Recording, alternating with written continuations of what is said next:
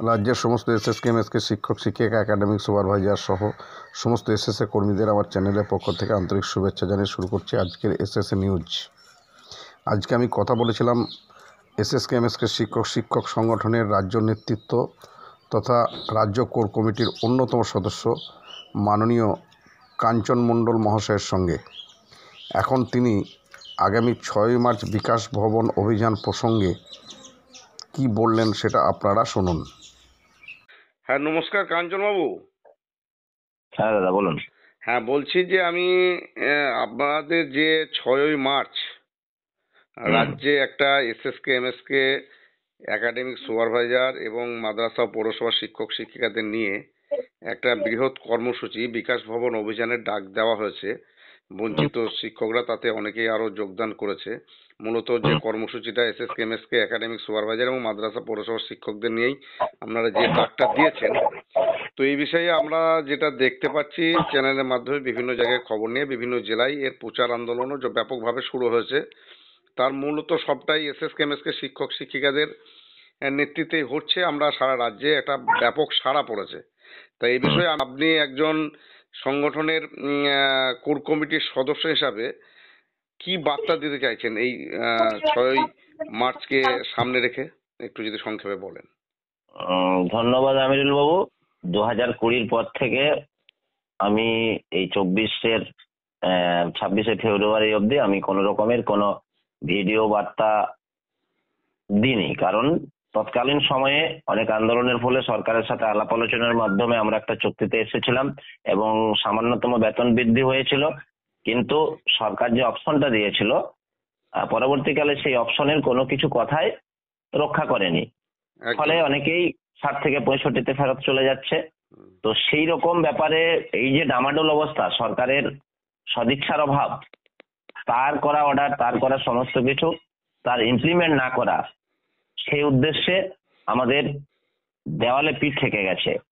এবং আরেকটা দিক, 2010-এর পর থেকে 13 সালে কমিটি হয়ে যাওয়ার পরেও, নিয়োগ কমিটি, তারপরেও কোনোভাবে স্কুলগুলোতে নিয়োগ করেনি। ফলে স্কুলগুলো, অনেক স্কুল বন্ধ হয়ে গেছে এবং বেশিরভাগ স্কুলে 2-3 জন 1 জন করে টিচার হয়ে গেছে, প্রায় বন্ধ হয়ে যাওয়ার মুখে। তাহলে এই যে শিক্ষা ব্যবস্থাটা, যেটা আপনার সারা পশ্চিম বাংলার পিছিয়ে পড়া ছেলেরা যাতে লেখাপড়াটা করতে পারে, যাতে কেউ নিরক্ষর না থাকে, সেই উদ্দেশ্য নিয়ে যে এই শিক্ষা ব্যবস্থাটা চালু হয়েছিল এবং তার যে ফল, সেই ফল কিন্তু ডক্টর অমর্ত্য সেন বলেছিলেন যে এই সমস্ত স্কুলগুলো ভালো পড়াশোনা হচ্ছে এবং নিরক্ষর যে ব্যাপারটাকে সেটাকে ঠেকিয়ে দিয়েছে এই এমএসকে এসএসকে প্রজেক্ট। তাহলে সরকার উদ্দেশ্য প্রণোদিত ভাবে নিয়োগ বন্ধ করে দিল। ঠিক, নিয়োগ না হওয়ার ফলে স্কুলগুলো বন্ধ হচ্ছে। তো এই বিভিন্ন যে সমস্যা, সেই সমস্যার সম্মুখীন হতে হতে আজ আমাদের দেওয়ালে পিঠ থেকে যাওয়ার ফলে আমরা, দেখুন, আমাদের বিভিন্ন সংগঠনগুলো দ্বিধাবিভক্ত ছিল। মুকুলেশ দাকে বলার পরে মুকুলেশ দা, অনেকেই অনেক চেষ্টা করেছে, মুকুলেশ দাকে বললাম আপনি একটু শেষ চেষ্টা করুন। মুকুলেশ দা গত 3 তারিখ 3রা ফেব্রুয়ারিতে ত্রিপুরা ভবনে সবাইকে ডেকেছিল এবং সব থেকে প্রফুল্লের বিষয় যে সমস্ত নেতৃত্বরা, বিভিন্ন যে দ্বিধাবিভক্ত সংগঠনগুলো ছিল, সবাই কিন্তু অতীত ভুলে গিয়ে এক বাক্যে আপনার সাড়া দিয়েছে যে না, আমাদের এখন আরেকবার রাস্তায় নামার প্রয়োজন আছে, সমস্ত দ্বিধাদ্বন্দ্ব ভুলে গিয়ে।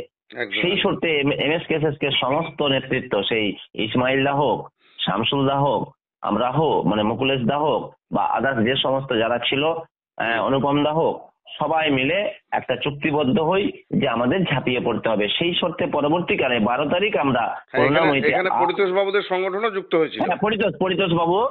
পরিতোষ বাবু ছিল, সরি আমি ভুলে যাচ্ছিলাম, আপনি মনে করে দেওয়ার জন্য আমি মানে সন্তুষ্ট। তাহলে সবাই মিলে আমরা আবার 12 তারিখ বসি।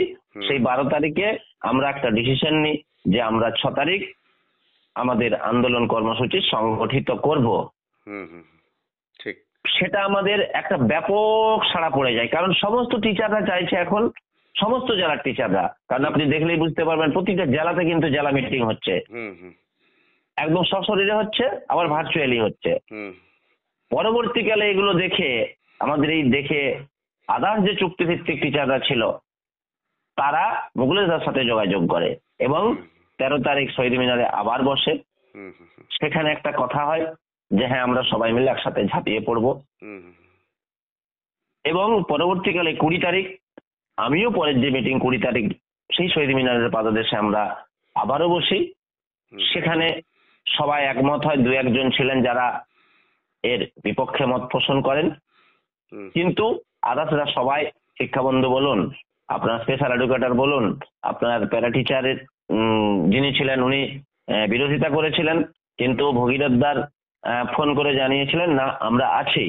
এবং শিক্ষাবন্ধু আর ওই যে এইচএস এর যে আপনার কন্ট্রাকচুয়াল টিচার হুম হুম কল্যাণদা সবাই ছিলেন। এবং একটা সেই আমাদের যে ডেট, হুম হুম অর্থাৎ SSK MSK and Paschimbanga SSK MSK and S সমন্বয় সমিতির যে সমন্বয় সমিতির যে ডেট 6ই মার্চ, হুম সেই 6ই মার্চটাকেই ধার্য করে সবাই ওই একই দিনে একই সাথে আন্দোলন সংগঠিত করার জন্য আমরা চুক্তিবদ্ধ হই যে হ্যাঁ আমরা ওই দিনেই করব। 20 তারিখের মিটিং এ। হ্যাঁ, 20 এই তারিখের জায়গায় মিটিং এ যে একটু না। আপনাকে থামিয়ে আমি একটু বলতে চাই। তো হুম। সেটা ওখানে বার্তা আমরাও দেখেছি বিভিন্ন চ্যানেলের মাধ্যমে। তবে এই জায়গায় আমরা যেটা লক্ষ্য করছি, আমি চ্যানেলের পক্ষ থেকে বিভিন্ন হ্যাঁ, না জেলা আমি থেকে আমি লক্ষ্য আপনাকে করছি। বলছি, আপনি যেটা বলতে চাইছেন আমি বুঝতে পারছি। হ্যাঁ, আমি প্রচারের ক্ষেত্রে কিন্তু ওই হ্যাঁ সমস্ত আমি আমি সংগঠনের কোনো আমি আমি অস্তিত্ব আমি দেখছি না। সেদিনের আমি হ্যাঁ আমি আমি আপনাকে মানে আশ্বস্ত করি, আমি সেদিনও হুম বলেছিলাম যে আমরা কিন্তু অলরেডি প্রচার শুরু করে দিয়েছি, আমরা 6 তারিখ থেকে কোনোভাবেই পেছোতে পারবো না। সবাই সেটাতে মত দিয়েছেন। হুম এবং আমি অনুরোধ করব আদার্স যে সমস্ত সংগঠনগুলো আমরা সবাই একসাথে হয়েছি, কারণ আমরা যখন জেলা মিটিং করতে যাচ্ছি আমরা সেখানে অন্যান্যদের পাচ্ছি না। আমি জানি না অন্য জেলাতে কি হচ্ছে, আমাদের জেলাতে বা ইয়েতে আমরা চেষ্টা করেও তাদেরকে পাচ্ছি না।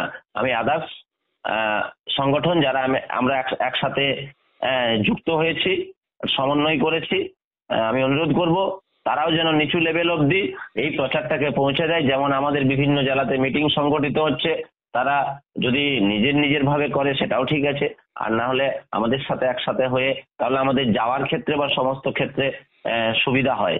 এই ঠিক ঠিক। আশা রেখে আমি সবাইকে আবারও আবেদন করব যে 6 তারিখ আমাদের রুজি রোজগারের স্বার্থে, জীবন জীবিকার স্বার্থে আমাদের মুকুলেশদার নেতৃত্বে কল্যাণদা তথা অন্যান্য যে সমস্ত পরিতোষদা, অনুপমদা বা আমরা সবাই যারা আমরা যে আন্দোলন কর্মসূচির ডাক দিয়েছি, দ্বিধাদ্বন্দ্ব সবকিছু ভুলে গিয়ে দলে দলে জীবন জীবিকার স্বার্থে, কারণ সবাইয়ের বেতন বৃদ্ধি ঘটেছে, শুধুমাত্র ঠিক ঠিক। এই এডুকেশন সেক্টরের চুক্তিভিত্তিক যে শিক্ষকরা সরকারের কথায় যদিও আমাদের 60 বা 65 সবাই চাকরি করে যেতে পারবো।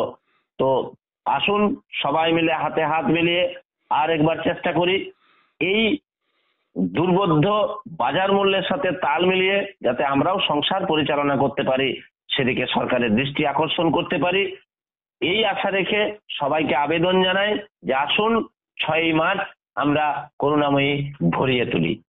অসংখ্য ধন্যবাদ দাদা আপনাকে, আপনার চ্যানেলের পক্ষ থেকে আপনাকে অসংখ্য ধন্যবাদ জানাচ্ছি আপনার এই বিবৃতি ধন্যবাদ দেওয়ার জন্য। আপনাকেও।